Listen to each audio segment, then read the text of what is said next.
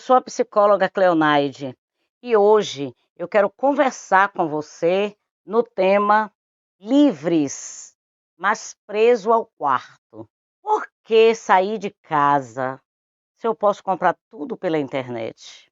Por que eu vou sair de casa se eu posso ter amizades e relacionamentos virtuais? Tendo relacionamentos virtuais, eu não preciso gastar dinheiro com Uber para voltar para casa, não tenho muito a dizer e também eu não tenho paciência mais de ficar ouvindo alguém falar.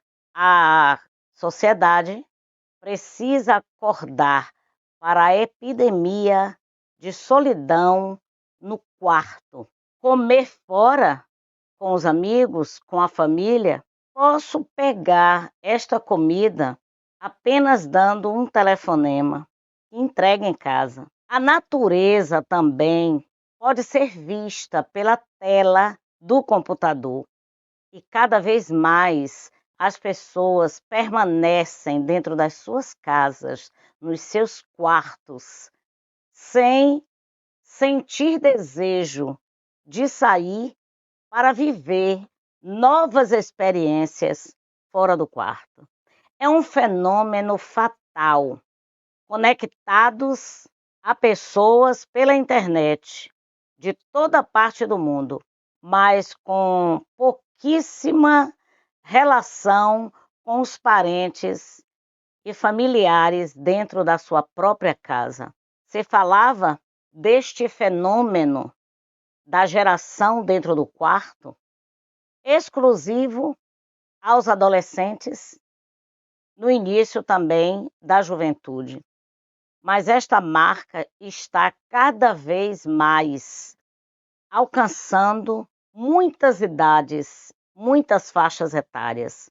A globalização demonstra então que vivem em família, mas fala apenas quando necessário, de forma utilitária. Encontros de família se tornam uma cadeira com um celular na mão. A presença física e a ausência de diálogo, de contato visual e de alguma conversa que possa ser uma relação comum.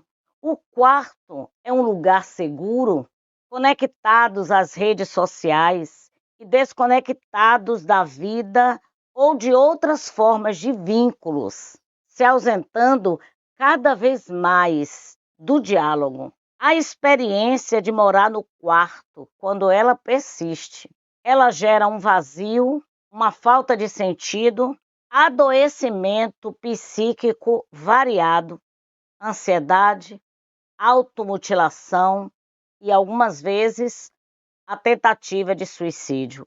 Insônia é um processo natural para aqueles que vivem dentro do quarto, porque não existe rotina, então se dorme altas horas e aí no dia seguinte troca o dia pela noite. Desse modo, bagunça o horário biológico e cada vez mais isso vai se tornando um processo tido como natural. A apatia, a tristeza, a irritabilidade, a impaciência, a desmotivação passa a habitar também dentro do quarto. Alimenta-se mal e também não há espaço para atividade física. São zumbis, mortos-vivos que transitam dentro do quarto. Elementos reforçadores é a quebra do processo de crescimento, onde aquele indivíduo tem a oportunidade de assumir autorresponsabilidade, responsabilidade pela sua existência. Pessoas presas ao quarto, elas são mantidas pelo pai, pela mãe, por um cuidador, pelos avós, mas o fato é que é preciso haver uma maior conscientização das redes de apoio, os pais, os avós, educadores, em não oferecer o conforto que atrofia as relações sociais, a ausência de comunicação na família, sem alinhamento, sem combinados, fraqueza na relação de amor e de limite, que significa ouvir um sim, ouvir um não e ouvir um tempo para esperar.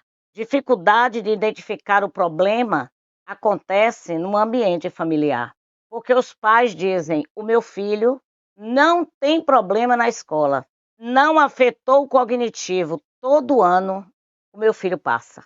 Então, a ideia de que o boletim escolar é um indicador de saúde mental precisa ser revisto.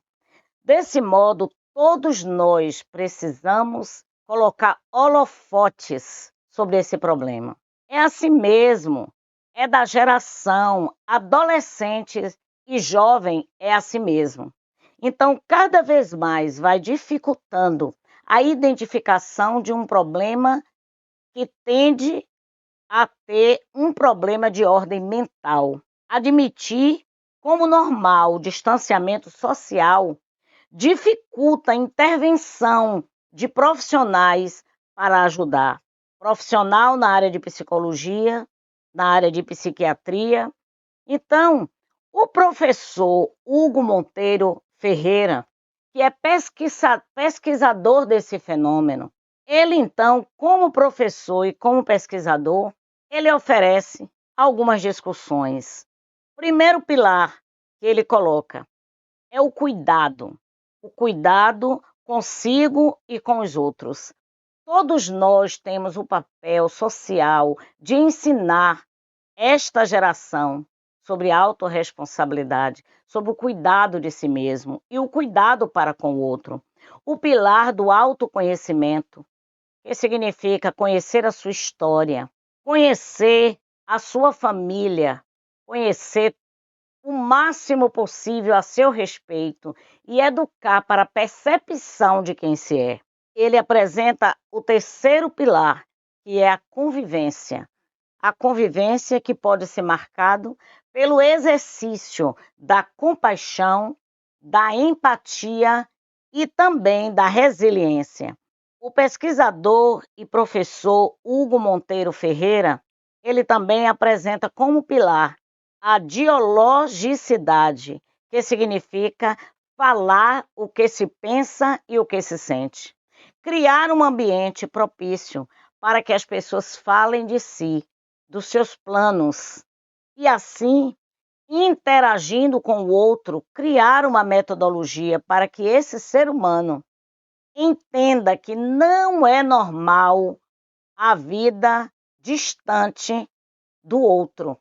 O distanciamento social, cada dia, tende a gerar doenças na área emocional. A amorosidade, que significa reflexão e ação.